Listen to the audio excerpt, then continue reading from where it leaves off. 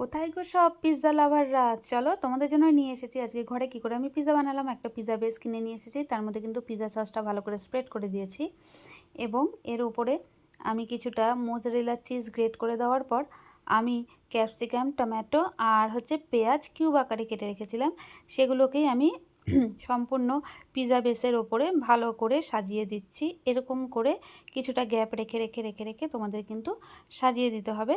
তারপরে সম্পূর্ণটা যখন আমার দেখো ভালো মতো সাজানো হয়ে গেছে, আমরা একটু চিজ লাভার তো সেই জন্য আরেকটু চিজ কিন্তু আমি ওপর দিয়ে গ্রেট করে দিয়েছিলাম এবং তার ওপরে কিন্তু আমি কিছুটা চিলি ফ্লেক্স দিয়ে দিয়েছিলাম, কারণ পিৎজাতে চিলি ফ্লেক্স আর অরিগানো এই দুটো না থাকলে কিন্তু একদমই স্বাদটা বদলে যাবে।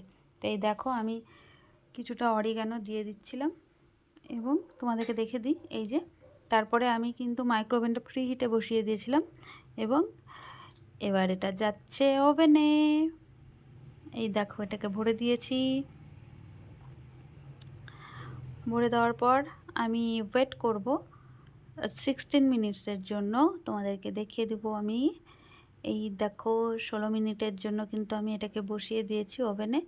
16 মিনিট ধরে হতে হতে আমার হাতের যে কাজকর্মগুলো আরেকটু ছিল সেগুলো একটু মিটিয়ে নিয়েছি এবং আমার ছেলে ওয়েট করছে কখন বিপ করবে আরও মাইক্রোওভেনের দরজাটা খুলবে। যাকে হয়ে গেছে 16 মিনিটস।